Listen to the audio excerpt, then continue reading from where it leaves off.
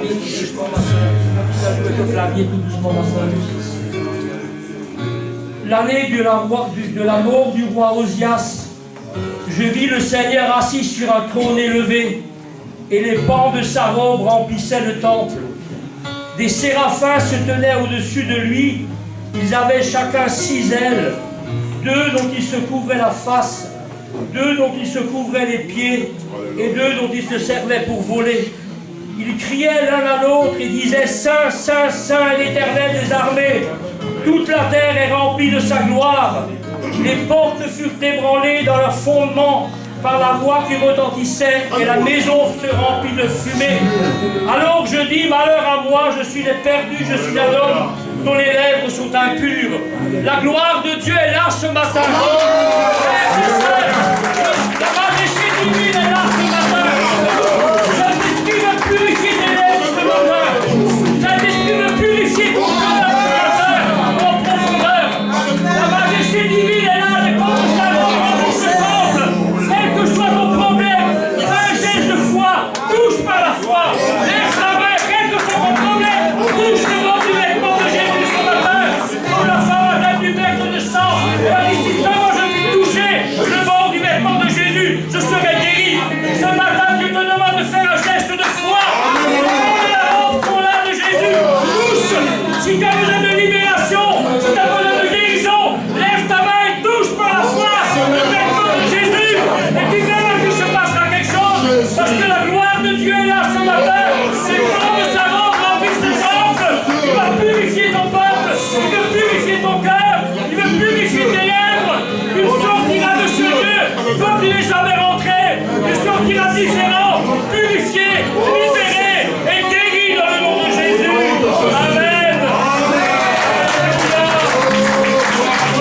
Amen.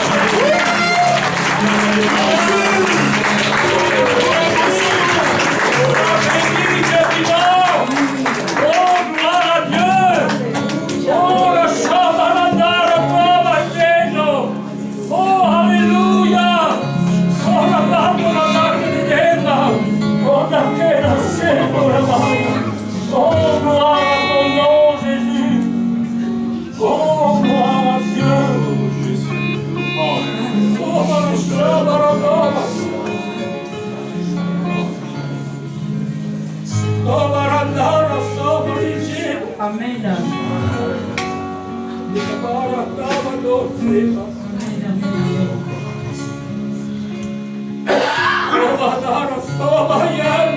Nous avons chanté que notre Dieu est merveilleux, le nom de Jésus est merveilleux. Nous avons chanté Majesté. Et nous avons chanté Ta grâce m'a trouvé tel que je suis. J'aimerais qu'on chante Ta grâce m'a trouvé tel que j'étais. Parce que nous ne sommes plus sans valeur. C'est justement la grâce de Dieu qui nous a donné la valeur. Amen. Donc aujourd'hui, nous avons le droit de dire Ta grâce m'a trouvé tel que j'étais. Sans valeur, mais pour toi, Père et Époux. Parce que nous sommes effectivement devenus des pères et Époux. Donc nous n'avons plus le droit de dire que tel que je suis. Ça veut dire que je continue à confesser que je suis sans valeur. Moi, j'ai de la valeur. Je suis Père et Époux. Donc je dis Ta grâce m'a trouvé tel que j'étais. Sans valeur, mais pour toi, Père et Époux. Sans valeur,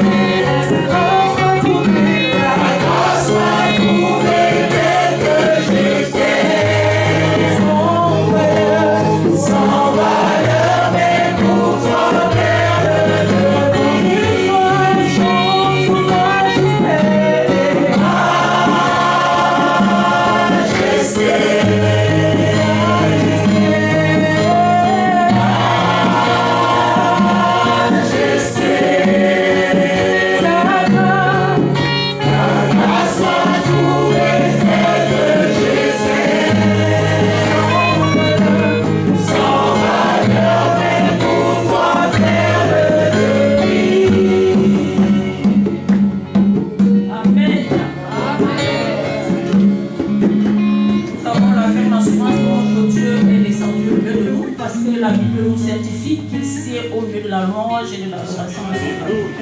Donc il est là. Nous allons passer à la Sainte Seine. Et nous allons lire Luc 22, 14 à 20, s'il vous plaît. L'heure était venue, il se mit à table et les apôtres avec lui. Il leur dit: j'ai désiré vivement manger cette Pâque avec vous avant de souffrir. Car, je vous le dis, je ne la mangerai plus jusqu'à ce qu'elle soit accomplie dans le royaume de Dieu. Et ayant pris une coupe et rendu grâce, il dit: prenez cette coupe et distribuez-la entre vous. Car, je vous le dis, je ne boirai plus désormais du fruit de la vie jusqu'à ce que le royaume de Dieu soit venu. Ensuite, il prit du pain et après avoir rendu grâce, il le rompit et le leur donna, en disant: ceci est mon corps qui est donné pour vous, faites ceci en mémoire de moi. Il prit de même la coupe après le souper et la leur donna en disant: cette coupe est la nouvelle alliance à mon sang qui est répandue pour vous. Nous allons prendre le corps, le pain qui représente le corps de Christ et le vin qui représente le sang de Christ. Il est dit ici que cette coupe est la nouvelle alliance à mon sang.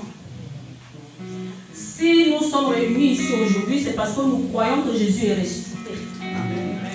Et si nous sommes réunis aujourd'hui, c'est parce que nous savons que nous avons une nouvelle alliance avec Dieu. C'est-à-dire que nos péchés passés, présents et futurs ont été effacés par cet acte. Alors nous allons prendre ce pain et ce vin en souvenir du corps et du sang de Jésus, avec la ferme assurance que ce que la Bible dit va se produire dans nos vies. Je vais passer le micro à l'évangéliste âgé pour prier pour la Sainte Seine.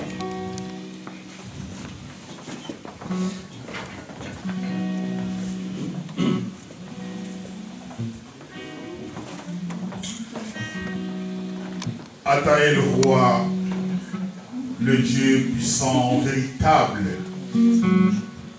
Merci pour cet instant béni. Merci de nous rassembler encore autour de ta table. Comme en ces jours-là, entouré de tes disciples. Tu avais pris le pain et tu l'avais rompu. Ton corps maîtrise pour de multitudes. Merci plus que cette grâce que nous trouvons encore ce matin, c'est une grâce exceptionnelle de s'approcher du grand roi, de partager sa table. Quel privilège nous avons ce matin. Seigneur. Merci de bénir ce pain, ô Dieu, de bénir ce vin, comme notre bien-aimé, notre serviteur de le dire, qui symbolise une nouvelle alliance que nous avons avec toi.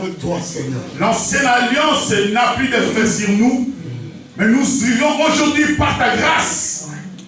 Merci, puisque nous venons avec toi, auprès de toi, avec beaucoup d'imperfections, avec beaucoup d'insuffisance, avec beaucoup d'infirmités, avec beaucoup de maladies, avec beaucoup de soucis, avec beaucoup de problèmes. Mais en prenant ces corps, ça nous vivifie. En prenant ton sang, ça fait que le sang spirituel qui coule encore dans nos veines spirituelles nous ressuscite avec toi. Que en prenant, oh Dieu, ces corps et ce vin, merci que ton peuple vive encore ce matin. Que ton peuple reçoive encore quelque chose ce matin. La vie. Que là où il y avait la mort, que la vie rentre. Là où il y avait des maladies, que la guérison rentre. Là où il y avait des soucis, que des solutions, oh Dieu, puissent se trouver. Maintenant, puisque tu n'es pas le Dieu du lendemain, tu es le Dieu de maintenant. Que le miracle se produise, Seigneur Jésus. Merci que nous le prenons avec action de grâce. Dans le nom précieux et glorieux notre Seigneur Jésus-Christ, nous disons gloire et louange à toi, Seigneur Jésus.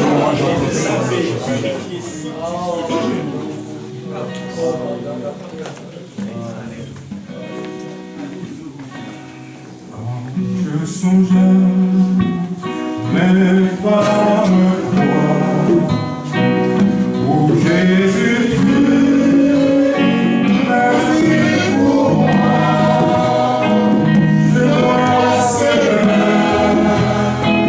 c'est merci, mon sauveur, moi attaché, son collier de la grande.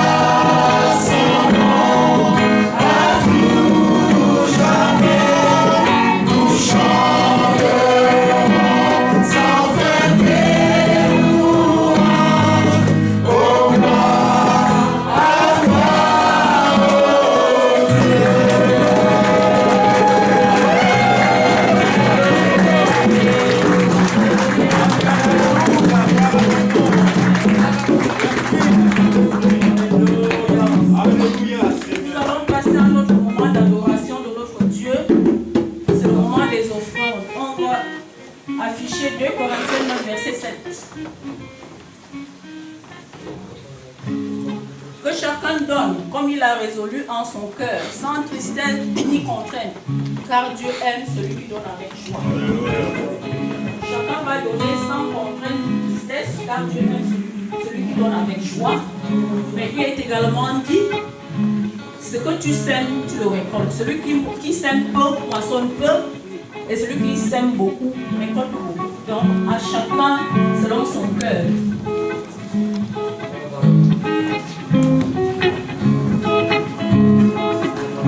Le Dieu de victoire habite en moi.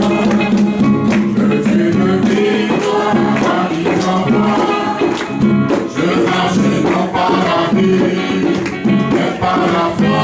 Le Dieu de victoire habite en moi. Le Dieu de victoire habite en moi. Le Dieu de victoire.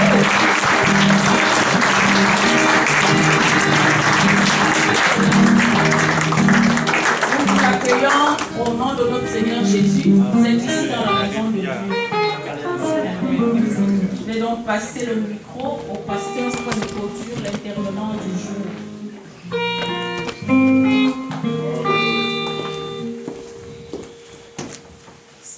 Merci Seigneur notre Dieu, la grâce est là. Amen. Hein? Amen, amen. Les faveurs de Dieu sont avec nous. Amen. Nous allons danser parce que vous savez, je ne sais pas la chanson que tu as appelée là. Le Dieu de victoire est avec nous. Oui. Je crois qu'on va l'utiliser dans l'ensemble. Dans l'ensemble. C'est-à-dire que entier. Et là, tu nous as donné un bout. Ah bon? Moi, je donne un bout. Vous savez, j'aimerais, si tu peux m'emmener un livre. S'il te plaît.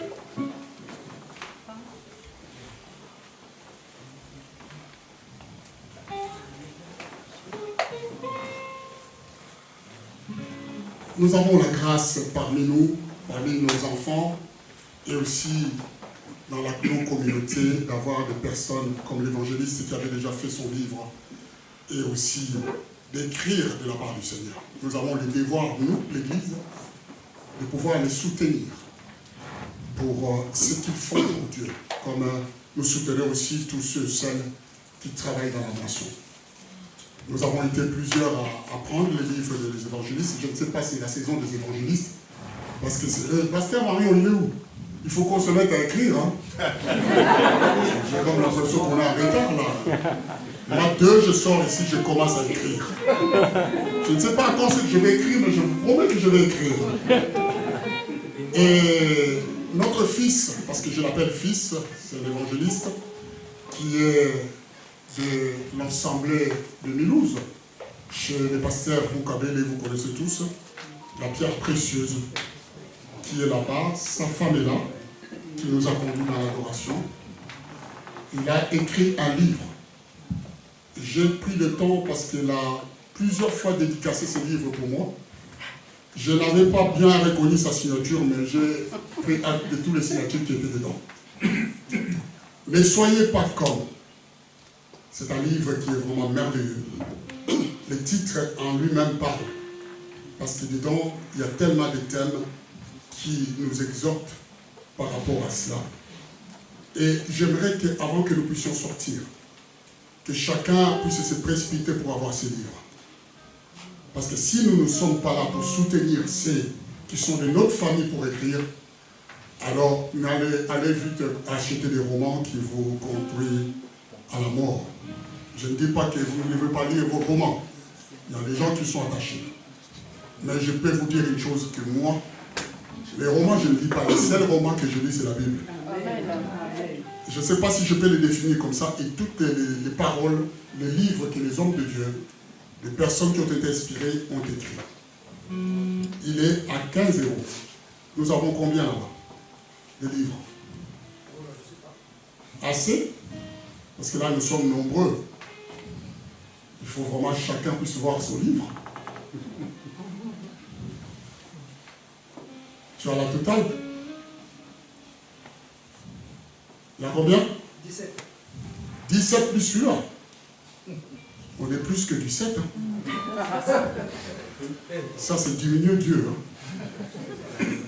18, il y a juste un demi. Ok. Maintenant, vous savez, nous sommes nombreux. C'est les premiers qui vont aller avoir ces livres, qui vont se servir. Ne vous inquiétez pas, tout le monde aura, parce que je vais demander qu'on puisse nous le ramener. Il vaut 15 €. Qu'est-ce qu'il y a à 15 €? Même si je vais au McDo, le menu n'est pas 15 €. Tout a augmenté aujourd'hui. Même le prix du lait. Donc, pour soutenir, c'est 15 €. Et si vous voulez vraiment être béni encore, vous pouvez donner plus de 15 €. Parce que je crois que c'est ce qui fait que nous puissions récolter. Alors là, il y a 18 livres. Si les 18, vous allez donner vos noms sur ceux qui vont prendre. Et si vous avez les 15 €, vous donnez tout de suite. Notre comptable est là. Vous les donnez à Joséphine. On ne va pas éparpiller l'argent, vous les donnez à Joséphine. Et puis, il va faire le point. Mais il faut que tous ces livres soient donnés. Amen. Amen. Soient encore accueillis. J'aimerais accueillir encore, parce que nous avons accueilli, vraiment saluer nos bien-aimés. Vous qui êtes là pour la première fois, mettez-vous debout. Ce n'est pas un exercice, mais c'est dans la joie de vous avoir avec nous. Nous aimons vous regarder encore. C'est pas grave même si on vous dit de vous mettre 5 fois debout. Vous êtes les filles et les fils de Dieu. Nous sommes vraiment dans la joie. Vous êtes dans la maison de votre Père. Ici, dans cet espace, il y a encore un espace pour vous. Pour pouvoir exprimer votre foi. Même si vous venez un observateur, observatrice, mais vous avez l'Esprit de Dieu avec vous. À la fin, ne partez pas. Parce que je crois qu'il y aura quelque chose pour vous. Pour vous accueillir. Amen. Hein? Bien aimé, mettons-nous debout, nous allons accueillir l'homme de Dieu. L'évangéliste. Voilà. Celui qui va nous parler. Nous sommes dans un mois de l'adoration. La Bible dit que les vrais adorateurs adoreront Dieu en esprit et en vérité. Ce matin, nous allons exprimer, nous allons exploiter l'adoration dans les services. Parce que nous sommes tous serviteurs et servants de Dieu. Avant même que nous chantions tous ensemble et nous dansions, je vais l'appeler. Viens mon fils, viens. Nous acclamons le Seigneur.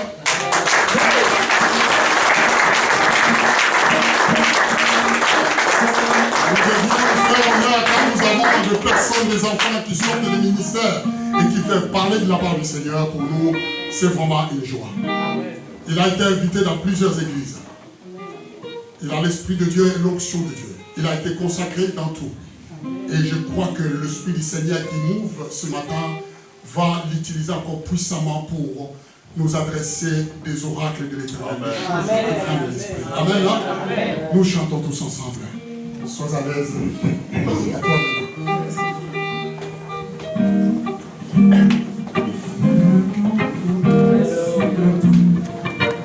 Il a voici le nom au-dessus de tout nom. Il a voici le nom au-dessus de tout nom. Je vous fléchirai lorsqu'on parlera de l'amour.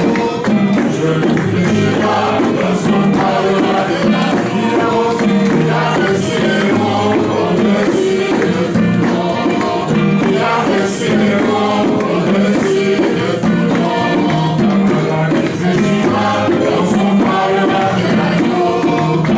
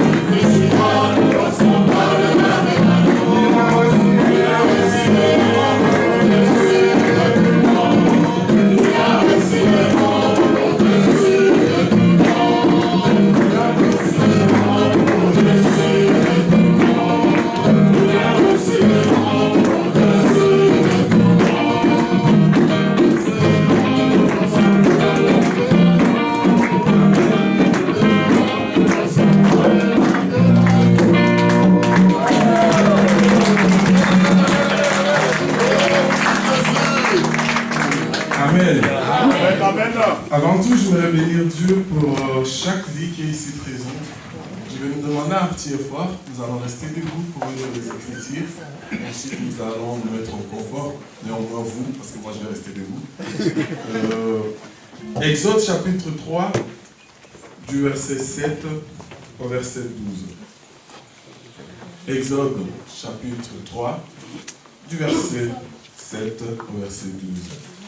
L'Éternel dit, j'ai vu la souffrance de mon peuple qui est en Égypte, et j'ai entendu les cris qui lui font pousser ses oppresseurs, car je connais ses douleurs. Je suis descendu pour les délivrer de la main des Égyptiens et pour le faire monter dans ces pays, dans un bon vaste pays. Dans un bon vaste pays. Dans un pays où coule le lait et le miel. Je crois que ces pays ce matin, c'est cette salle et cette église. Amen. Dans un lieu qui habite les Cananéens. On va sauter ces versets parce qu'il y a beaucoup de 1. Voici les cris d'Israël sont venus jusqu'à moi et j'ai vu. J'aimerais que tu dises à quelqu'un, la personne qui est à côté de toi, Dieu voit. Dieu voit. Parce que souvent nous avons l'impression que tu ne le vois pas. Mais il dit lui-même, j'ai vu. J'ai vu l'oppression qui le font. J'ai vu l'oppression qui leur font souffrir les Égyptiens. Le verset 10. Maintenant, va, je t'enverrai auprès de Pharaon et tu feras sortir d'Égypte mon peuple, les enfants d'Israël. Verset 11. Moïse dit à Dieu, qui suis-je pour aller vers Pharaon et pour faire sortir d'Égypte les enfants d'Israël? Et le dernier verset, Dieu dit, je serai avec toi et ceci sera pour toi les signes. C'est que c'est moi qui t'envoie. Quand tu auras fait sortir d'Égypte le peuple, vous servirez. Certaines versions disent, vous adorerez, pour faire mention ici que l'adoration et le service ne font qu'un. Servir, c'est adorer, et adorer, c'est servir. Vous servirez Dieu sur cette montagne. Nous allons prier. Seigneur, merci pour ces instants. Donne-nous de parler avec audace et donne-nous de parler avec ton esprit dans le nom de Jésus. Amen. Merci aux musiciens. Vraiment, merci. Alors, est-ce que nous pouvons les encourager?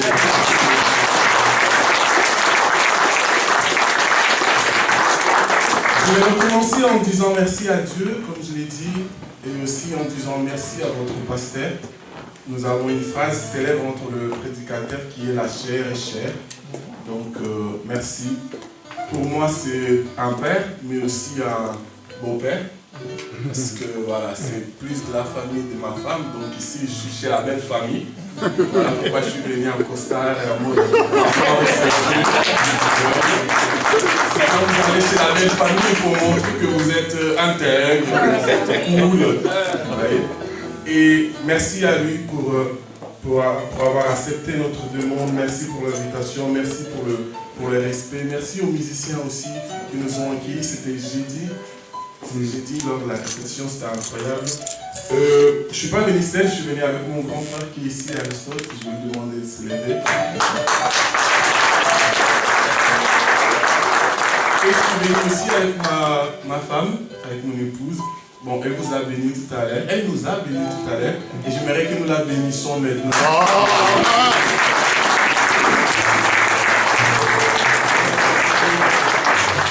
Alors, concernant le thème de ce matin, je l'ai intitulé l'adoration, service envers Dieu. En vrai, je ne l'ai même pas intitulé, c'est votre pasteur qui me l'a imposé. Et c'est important de comprendre ces thèmes parce que l'adoration fait partie de la vie d'un chrétien.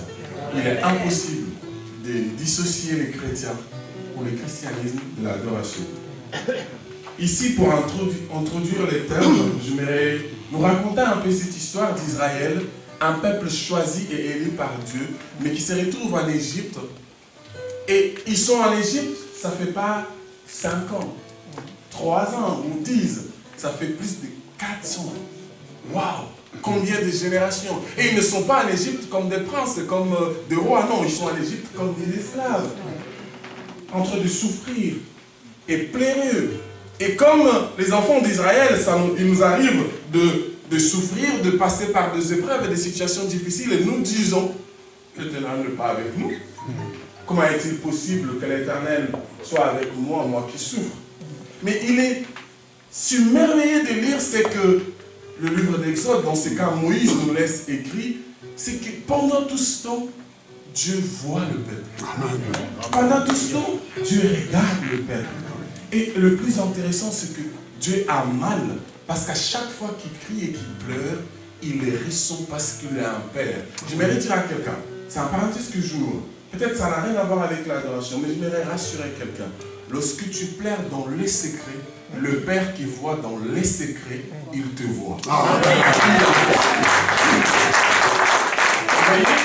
C'est dans le secret, dans l'intimité, les Égyptiens ne voient pas, Pharaon n'entend pas, mais Dieu le voit et Dieu l'entend. Souvent nous aimons exprimer notre souffrance et notre douleur devant les hommes en espérant un soutien, mais il est plus intéressant de l'exprimer dans le secret envers celui qui a la solution qui vient. Amen. Et ici, lorsque Dieu parle à Moïse pour la libération du peuple, parce qu'il faut savoir que c'est tout un peuple qui a besoin de libération, mais Dieu ne peut pas descendre lui-même et libérer tout un peuple. Il faut qu'il passe par un homme. C'est un principe important. Dieu ne peut pas descendre lui-même et libérer toute une famille. Il faut qu'il passe par un homme. Peut-être il passe par vous pour libérer votre femme et vos enfants, vos parents. Mais vous ne vous rendez pas compte. Parce que souvent on entend que Dieu descend lui-même pour nous libérer. Mais Dieu passe par des hommes pour libérer les hommes. Et Dieu va passer par Moïse pour libérer Israël. Mais lorsque Dieu discute avec Moïse, et qu'il dit à Moïse, je vais libérer le peuple, Moïse c'est un être humain. Et Moïse dit à Dieu, tu ne connais pas Pharaon. Moi j'ai grandi chez lui. C'était mon pote. Il a presque le même. Et en plus, Moïse savait combien Pharaon était plus qu'un homme. C'était un dieu pour les Égyptiens. Et Moïse est en train de dire, je ne peux pas me permettre en tant qu'humain d'aller affronter un Dieu. Et Dieu regarde Moïse et dit, dans ces cas, je ferai de toi aussi.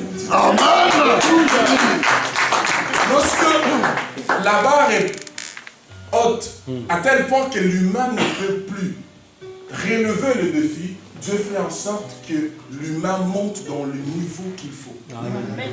Ça, c'est important à comprendre. Ne dites jamais, c'est plus fort que moi. Non, ce n'est pas plus fort que vous. Il vous faut juste une petite portion. Il faut juste l'aide de Dieu pour que vous montiez un peu.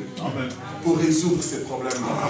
Si ça vient vers vous, c'est que vous avez le Dieu qu'il faut pour résoudre ces problèmes. Et lorsque Dieu discute avec Moïse, il lui dit, je te donne un signe. Moïse a vu le serpent, le bâton, la verge devenir serpent, mais ça n'a pas épaté Moïse. Et je vous dis pourquoi.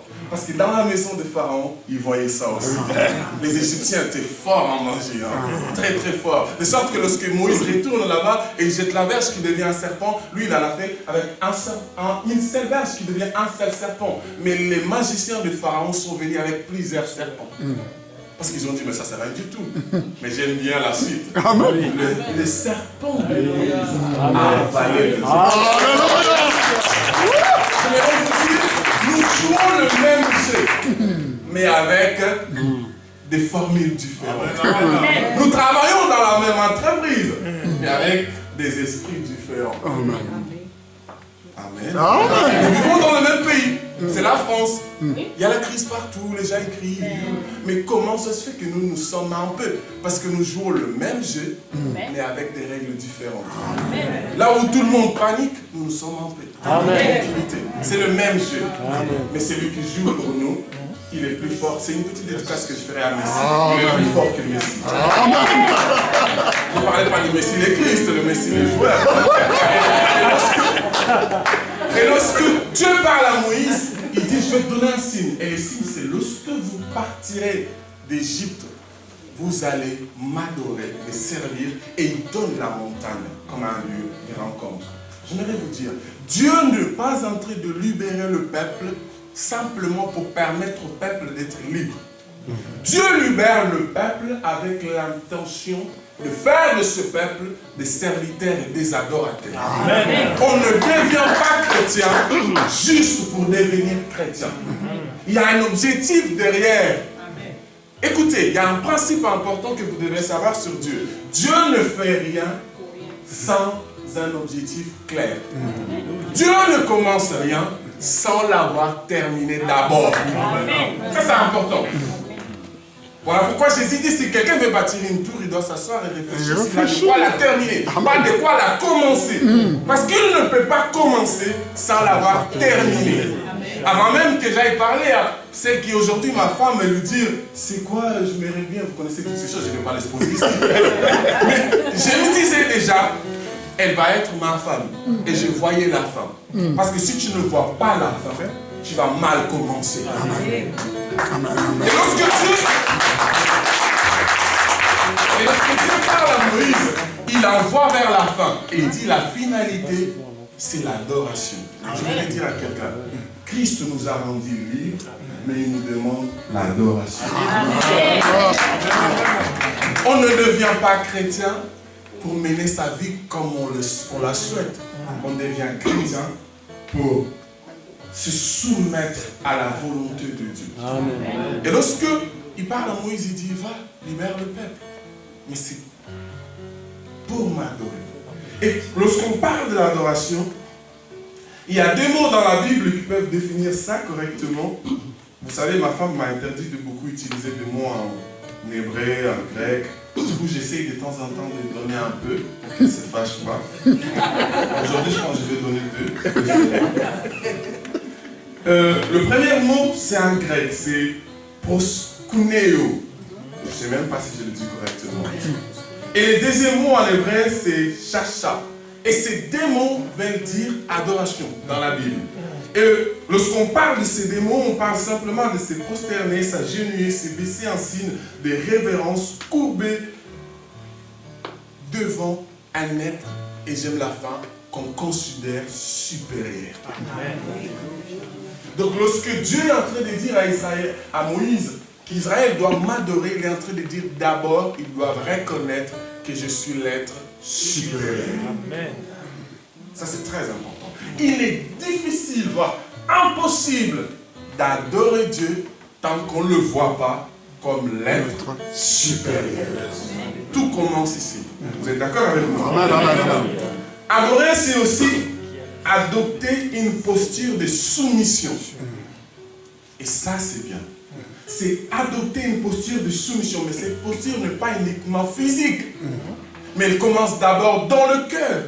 Je ne sais que Jésus dit. C'est de l'abondance du cœur que la bouche parle. Ce que Jésus est en train de dire, lorsque je dis à ma femme, je t'aime, avant de lui dire je t'aime, ça bouillonne dans mon cœur. Et ça remplit mon cœur, de sorte que je ne pouvais plus le contenir en moi. J'aimerais le dire, il est difficile pour quelqu'un d'adorer Dieu correctement tant que ça ne bouillonne pas.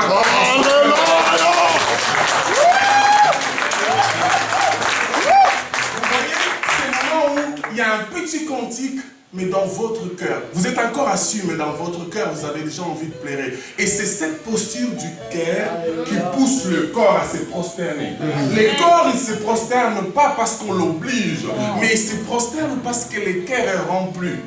Lorsque le cœur est rempli, le corps fait des choses que souvent il ne peut pas le faire.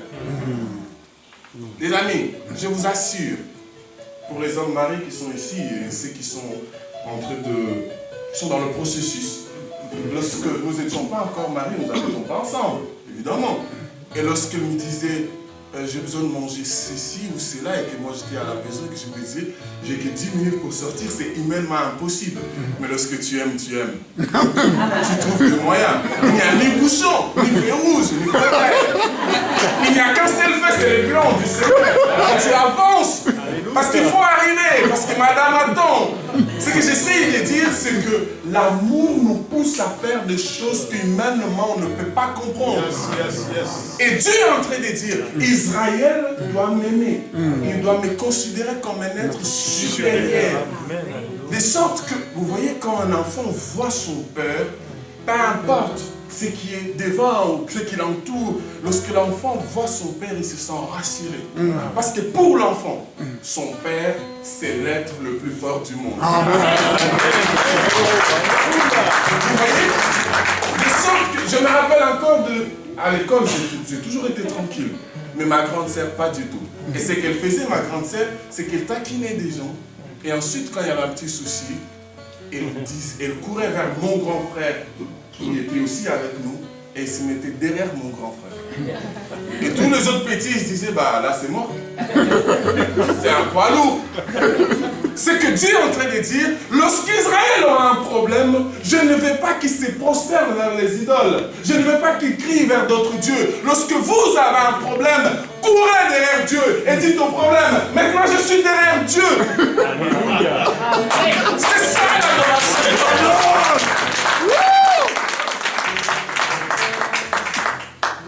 Et si je dis que c'est ça l'adoration, il faut que je vous donne deux vérités importantes sur l'adoration. La première, c'est que l'adoration est un mode de vie. Souvent, nous pensons que l'adoration, c'est un moment où on verbalise les choses. Non, l'adoration est un mode de vie. Lorsque je me réveille le matin et que je dis bonjour à ma fille avec un sourire, je lui fais un petit déj et je l'embrasse et je fais je t'aime. Il semble que ce n'est pas spirituel, mais c'est agréable aux yeux de l'Éternel. L'adoration, c'est lorsque Dieu nous voit et il voit son esprit en nous. C'est lorsque par nos actes, tout ce que nous faisons, vous voyez, Dieu, il est écrit que Dieu est esprit. Et il faut que ceux qui l'adorent, l'adorent en vérité et en esprit. La nuance ici, c'est que Dieu est esprit. Il faut que ceux qui l'adorent, l'adorent en esprit. Jésus est en train de dire, il faut que ceux qui adorent Dieu deviennent comme Dieu. De sorte que lorsqu'ils disent à Dieu, tu es grand, ils ne le disent pas simplement parce qu'ils voient la grandeur de Dieu, mais ils sentent cette grandeur dans leur corps, dans leur vie. Et c'est important, les amis, lorsque vous êtes au travail, vos collègues doivent venir vers vous et dire, je sens quelque chose de différent. Amen. Je ne sais pourquoi, mais le jour où tu m'as parlé, je ne sais pourquoi, je me suis senti rassuré. Et quand tu lui diras, mais parce que je suis chrétien, il va, finalement, tu ne le prends pas de toi, tu le prends dans Dieu. En vrai, c'est notre vie, notre mode de vie, qui est l'adoration que Dieu veut accueillir. Amen. Alléluia. Il nous arrive de passer toute une journée. On va se le dire, on est des Français, quoi, on aime bien râler. J'ai râlé au travail, j'ai râlé avec ma femme, j'ai râlé avec les enfants. Et ensuite, vers 9h, je ne sais pas à quelle heure vous dormez, vers 9h le soir, je m'incline devant Dieu, je dis Seigneur. Et vous savez, quand on prie et qu'on met des accents en mode, le Saint-Esprit là, Seigneur, voici ton fils humble. Toute la journée, tu as blessé des gens, mon fils humble. Ce ne sont pas tes paroles, mon fils humble, que Dieu veut agréer. C'est d'abord ton cœur, c'est d'abord ta conduite. C'est ça l'adoration.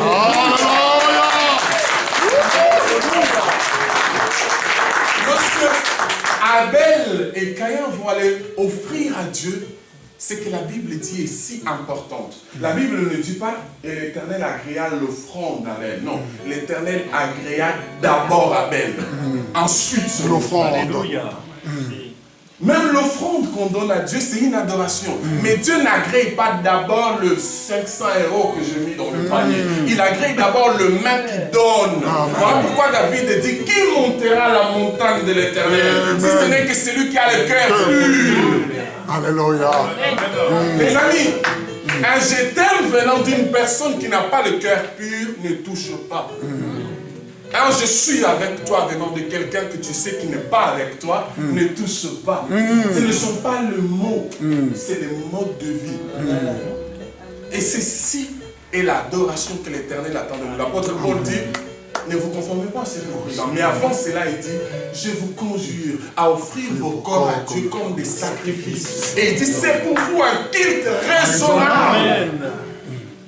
C'est mon cœur que l'Éternel veut agréer. Et la deuxième vérité, c'est qu'il y a une différence entre temps d'adoration, moment d'adoration et vie d'adoration. Le moment d'adoration, c'est ce que nous venons de faire. C'est un temps chronométré. Parce qu'on est des êtres humains. Parce qu'après ici, il faut aller manger. Vous êtes d'accord avec moi? Amen. Mais dites Amen. Amen. Et les moments d'adoration, il peut durer 10 minutes, 20 minutes, 30 minutes, 1 heure. C'est quand on le fait à l'église, quand on le fait à la maison. C'est un moment. Un début et une fin. Un moment. Généralement, ces moments d'adoration, on le fait verbalement. Lorsqu'on dit à Dieu, je t'aime, je t'adore. Tout à l'heure, j'entendais encore l'église adorer. Vous m'avez prêté, vous me faites du bien. Que Dieu vous bénisse abondamment. Et c'était un moment d'adoration. Mais la vie d'adoration va bien au-delà de ce qui est dit. C'est ce qui est fait. La vie d'adoration, c'est la vie de tous les jours. Oui. Vous voyez, il y a un témoignage d'un pasteur qui arrive dans un village pour prêcher, pour évangéliser. Et Dieu lui dit, ne parle pas. Juste fais-toi une maison et reste avec eux. Pendant 3 ans, le pasteur reste là-bas. Et Dieu lui dit, rentre chez toi. Et il rentre triste parce qu'il se dit, je suis venu pour prêcher. Dieu lui dit, rentre chez toi. Des ans après, un autre homme de Dieu vient dans le même village. Et il dit, j'aimerais vous parler de Jésus. Jésus, il était doux, il était aimable, il prêchait l'amour, il était comme ça, il faisait ci. Et les villageois ont dit, non, non, non. Et quand il a dit, Jésus est mort, et les villageois ont dit, non, non, non, il n'est pas mort. Il a habité avec nous pendant 3 ans. Amen. Et lui, il était en mode, non, non, Jésus est mort. Et les villageois ont dit, non, non, Jésus dont tu nous parles, il a habité avec nous pendant 3 ans. Il était comme ça. Et j'ai appris de ce témoignage que nous sommes des témoins, des représentants de Christ. Amen. Ce n'est pas le Jésus qui sauve d'abord l'autre. C'est lorsqu'elle voit la manière dont je suis aimable avec mon voisin. C'est lorsqu'elle voit la manière dont je parle avec mon pasteur, la manière dont je parle avec ma petite amie, la manière dont je change avec mon responsable dans le travail. Parce que nous disons que c'est une entreprise, ça n'a rien à voir avec Dieu. Non! C'est la manière dont tu parles et tu travailles. Comment est-ce possible qu'il y a une poubelle à côté, mais que tu prends ta canette et tu jettes par terre, et que le soir tu dis, Seigneur, je t'adore. Tu ne l'adores pas! Dans la journée, ta conduite n'est pas bonne. Parce que l'adoration est plus. Retenez-les bien. C'est plus qu'un moment où on verbalise les choses. C'est un mode de vie. C'est comment je me conduis. Voilà pourquoi on s'est dit, comment est-ce possible que David soit l'homme selon le cœur de Dieu, avec tout le péché. Parce que David savait revenir, réparer les choses. C'est un mode de vie. Amen. Amen. L'Éternel parle à Moïse et il lui donne ses signes, il lui parle de l'adoration. Et c'est important de réaliser que lorsque Dieu descend pour libérer le peuple, il va donner un protocole pour l'adoration. Il dit d'abord à Moïse, j'ai vu et j'ai entendu. Avant de dire, il a vu et il a entendu. Je reviens. Avant de dire, il a vu et il a entendu. Avant, bon, je vais prendre ma femme comme exemple. Avant de dire je t'aime à ma femme, je l'ai vu et je l'ai entendu. Ce que j'essaie de vous dire, c'est que avant de verbaliser quelque chose dans la présence de Dieu, il faut voir et il faut entendre. La Bible dit que la foi vient de ce qu'on entend. Et ce qu'on entend de la parole de Dieu. Il est difficile pour un chrétien qui n'écoute pas la parole de Dieu d'adorer correctement. Amen. Et il est difficile pour un homme qui ne voit pas Dieu de l'adorer correctement. Et maintenant vous me dites, mais est-ce qu'il sait que Dieu est invisible? Oui, je le sais quand même. Mais voir Dieu, c'est voir les œuvres de Dieu. Lorsque je vois mon frère, je vois combien Dieu est merveilleux. Alors je peux être là, le regarder et dire, je t'adore Seigneur, car tu crées 2 hommes selon ton image. Je t'adore Seigneur, parce que je dis souvent à ma femme, je dis, c'est quand tu es dans la présence de Dieu que je tombe plus amoureux de toi. Tout à l'heure, là, je suis tombé amoureux de fou. C'est parce que voir Dieu en elle me permet de voir correctement sa beauté. Et ça me pousse à adorer Dieu. Nous devons apprendre à voir Dieu partout. Ça, c'est intéressant. Lorsque je me réveille le matin, que je vois ma fille, c'est une grâce de la part de Dieu. Je ne peux m'empêcher de dire combien il est grand. Parce que je vois sa grandeur dans la manière dont ma mère a pris soin de moi. Je vois sa grandeur dans la manière dont les choses se sont faites dans ma vie. Les amis, combien nous ont précédés. Combien sont morts en 2020 avec cette histoire. Je ne vais même pas dire le nom. Vous connaissez tous. Mais aujourd'hui, lorsque je m'incline devant Dieu, est-ce que je peux manquer de mots? Parce que je vis la main de l'Éternel. Et je peux l'adorer. Et c'est ce que Jésus est en train de dire. Et c'est ce que Dieu est en train de dire à Moïse. Et ces deux choses, le fait de voir et d'entendre, peuvent se résumer par un seul mot, connaissance. Il est difficile d'adorer Dieu sans la connaissance. Les amis, qu'est-ce que c'est important de venir à la maison de Dieu, d'écouter la parole, de partager avec le frère et sœur. Mais c'est aussi important de travailler chez soi. Combien de Bibles sont fermées à la maison?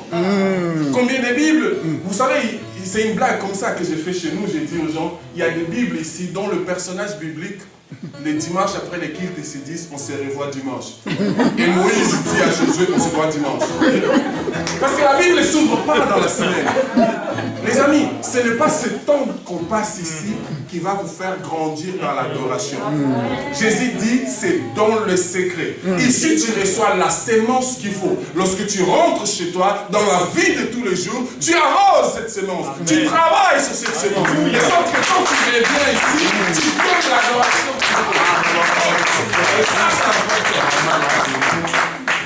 Et Dieu dit, non seulement il a vu et il a entendu, mais il dit, je suis descendu. Et là, j'aime. Parce que c'est l'être supérieur, c'est l'humain qui descend, c'est le divin qui descend au niveau de l'humain. Quel amour immensurable. J'aimerais dire, l'adoration se fait dans l'amour. Seul l'amour peut permettre à un grand de descendre au niveau du petit. J'aimerais dire, lorsque nous adorons, lorsque Dieu dit, je descends, ou je suis descendu, il est en train de dire, j'oublie ce que je suis. Lorsque j'adore Dieu, je ne me dis pas je suis évangéliste, je suis enfant de Dieu. Lorsque j'adore Dieu, je ne me dis pas oh, je peux écrire un livre, non, je suis enfant de Dieu. Lorsque j'adore Dieu, j'oublie mes diplômes. Lorsque j'adore Dieu, j'oublie tout ce que j'ai. Parce que finalement, tout est grâce. Amen. Qui parmi nous peut ajouter 2 minutes, une seule seconde à sa vie? Qui depuis... Vous savez, l'électricité, les prix, c'est incroyable. Hein? Je ne sais pas comment vous payez, mais nous on paye, c'est cher. Hein? C'est cher pour nous. Mais qui parmi nous a déjà reçu une facture de Dieu en disant, bah, voici le solde du mois? Tu as consommé beaucoup d'oxygène. C'est gratuit. 100% gratuit. Alors lorsque je pense à tout cela, je me dis, peu importe la marque de mes vêtements, je me jette par terre. Je me mets à genoux, je prie tout, parce que l'Éternel est bon, et sa miséricorde durera toujours.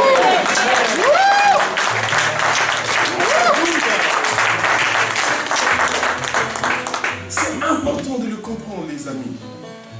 L'humilité et l'humiliation font partie de l'adoration. C'est ce moment où tu oublies qui tu es. Tu enlèves tout. Parce que tu es devant l'être suprême. Qui sommes-nous devant lui? Amen. Et j'aimerais nous rappeler un principe important. Amen. J'aimerais nous rappeler un principe important. Très important. Lorsque un homme coupable est pardonné et rendu libre, c'est un principe important. Le fait de les relâcher ne veut pas dire que maintenant, il peut se permettre de se conduire n'importe comment. Non. Le pardon ne veut pas dire que la loi n'existe plus pour nous. Loin de là. Lorsque Dieu voit Israël comme des esclaves en Égypte, il dit, je veux vous rendre libre. Mais je ne vais pas vous rendre libre pour que vous fassiez de cette liberté libertinage et que vous conduisez comme vous voulez. Je vous rendrai libre. Mais il y a des conditions. Vous êtes libre, mais libre pour servir. Libre pour adorer. Et ça, c'est important. Et ici, ce que je suis en train de dire, c'est que Adam et Ève ont péché. Nous sommes tous nés avec ces mal, ces péchés. Et il nous a fallu un sauveur, et il est venu. Et ce sauveur nous a pardonné, nous l'avions tous accepté comme Seigneur et Sauveur. Mais Christ ne nous a pas rendus libres pour que nous fassions de cette liberté quelque chose de sans valeur. Il nous a rendus libres pour le servir et pour l'adorer. La loi existe toujours. Et la loi s'applique à nous. Amen. Si avant, il m'était dit de ne pas tuer, d'adorer l'Éternel, même lorsque j'ai commis un péché et que j'ai fini en prison, après mon pardon, il reviendra comme tu ne tueras point et tu adoreras l'Éternel. Parce que la loi est éternelle. Et pourquoi je me rappelle ce principe? Parce que Dieu va libérer Israël et il le laisse sortir. Mais Israël doit servir. Les amis, nous étions tous esclaves du péché. Je ne sais pas vous, mais quelques-uns de la colère. Je ne sais pas vous, mais quelques-uns je ne sais pas de quel péché et d'autres de l'immoralité sexuelle, je ne sais pas. Mais d'une manière ou d'une autre, nous étions tous esclaves de l'ennemi et du péché. Mais c'est Dieu si merveilleux et si bon et béni. Il nous a sauvés. Et maintenant, tout ce qu'il nous dit, c'est servez-moi. Adorez-moi. Les amis, c'est si facile. Vous voyez, même mon livre coûte 15 €, mais l'adoration est gratuite. C'était une petite vanne, rigolez quand même. Vous voyez? Et pourquoi je nous parle de ça? Parce que l'adoration que Dieu attend de nous, c'est notre service. Amen. Et voici ce qui est important. L'adoration que Dieu attend pour nous, c'est d'abord notre service pour le royaume. D'abord, pour le royaume. Que faites-vous pour le royaume de Dieu? Et là, je ne suis pas en train de dire que nous devons tous devenir pasteurs quand même, ou que nous devons tous chanter, ou que nous devons tous servir à la Sainte Seine. Non, je suis en train de dire que nous devons tous, d'une manière ou d'une autre, aider la communauté où nous sommes, la communauté chrétienne. Qu'est-ce que je fais pour aider ma communauté? Lorsque j'écris mes livres, lorsque je prépare un enseignement, ce n'est pas parce que je vais prêcher, c'est parce que je sais que Christ m'a libéré pour servir. Alors je vais donner le meilleur de tout ce que j'ai reçu comme talent et don, pour que les autres soient servis. Oh oui. Nous avons tous des talents et des dons. Et notre adoration, c'est d'abord servir Dieu. Alléluia. Et quelqu'un d'autre peut me dire, vous savez quoi, moi je fais la comptabilité, mais par contre, dans la Bible, je ne sais pas comment je peux servir l'église, oui. Tes connaissances en comptabilité peuvent nous servir. Matthieu aussi était comptable, il a bien servi Dieu. Même si Judas de temps en temps évolue, il a bien servi Dieu. Vous voyez, je vais dire que peu importe la grâce que vous avez votre place à l'église. Dieu a besoin de cela pour le service de l'église. La sœur qui est derrière nous et qui nous bénit avec la projection, elle n'est pas en train de prêcher, mais elle est en train d'adorer Dieu avec son service. Le frère qui est devant, derrière nous, il n'est pas ici, il n'est pas en train de prêcher, mais il est en train d'adorer Dieu avec son service, qui est le mon service.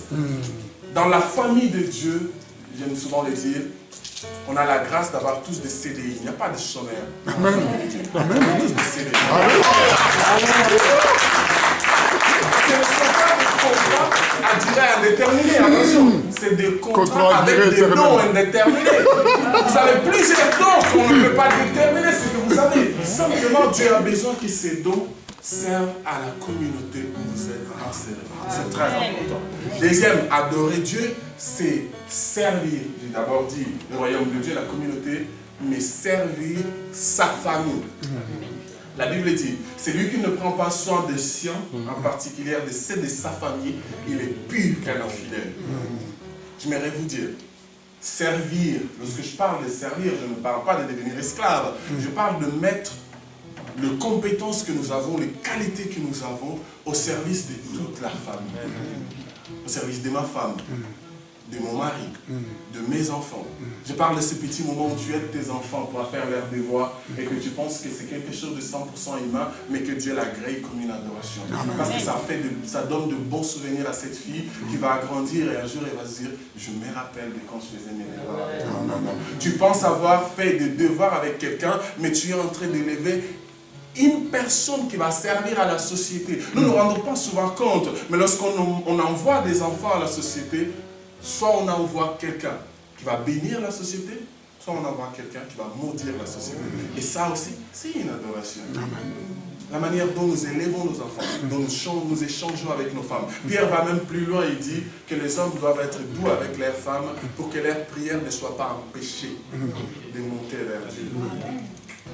Parce que finalement, c'est aussi une adoration. Adorer Dieu, c'est servir le royaume de Dieu, servir sa famille, mais servir le pays où nous sommes. Et ici, les chrétiens. Parce que vous savez, le bonheur de tout un chacun de nous dépend du bonheur de la France. Amen.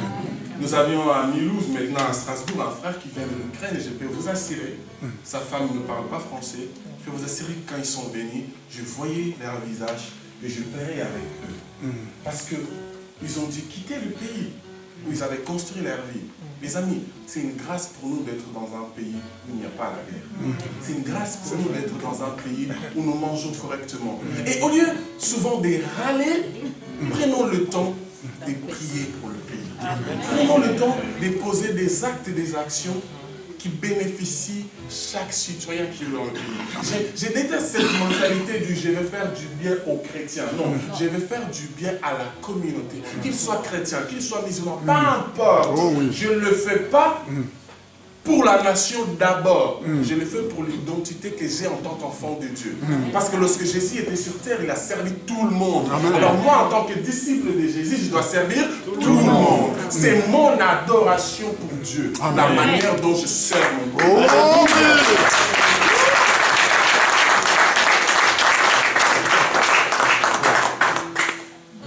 Servir Dieu par l'adoration, je vais m'arrêter là. Amen. C'était bon. Je me rassure moi-même.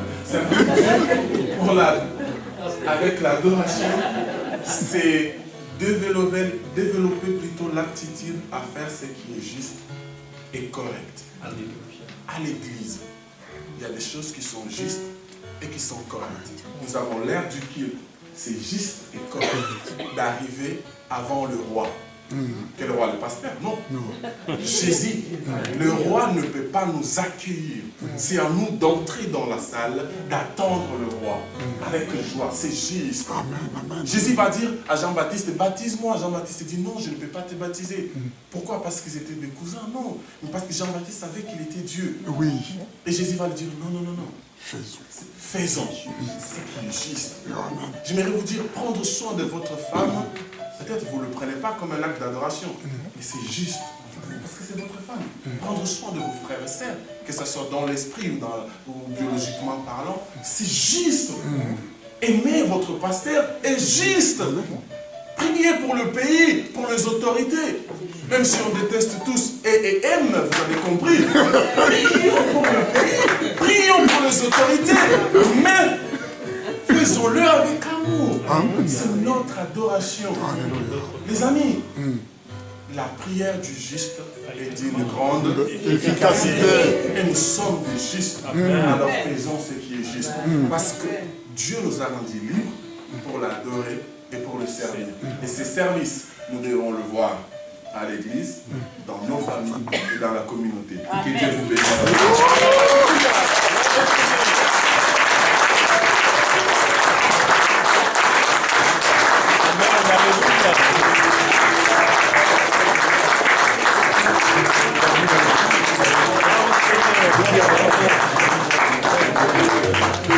Amen. Amen, amen, amen. Que Dieu bénisse son serviteur. Nous avons tous entendu ce qui nous a été dit, l'adoration. Adorer, c'est aussi servir, servir sa famille, servir son église, servir la nation. Et je sais qu'il y en a, nous sommes plusieurs à râler, nous sommes plusieurs à... Donc aujourd'hui, nous allons tous prier pour que le Seigneur nous donne vraiment ce cœur d'adoration, afin que nous puissions servir notre pays, servir notre frère, servir à l'église, servir partout où nous sommes. Que nous sachions que tout ce que nous faisons, qui est juste, c'est de l'adoration pour Dieu. Prions le Seigneur.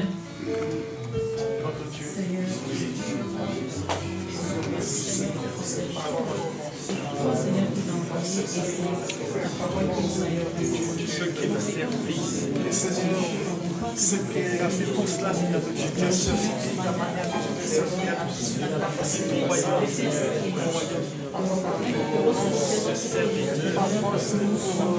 Seigneur, oui. Tu as l'adoration, car Seigneur, car tu as utilisé ton serviteur comme Dieu, et que nous nous rendons, Seigneur, oui, comme ta parole, serviteur. Oui, Seigneur, utile et utilisé pour servir nos prochains, pour ma communauté, pour ma famille, pour mes collègues. Amen. Là où tu nous places, Je vais appeler le pasteur.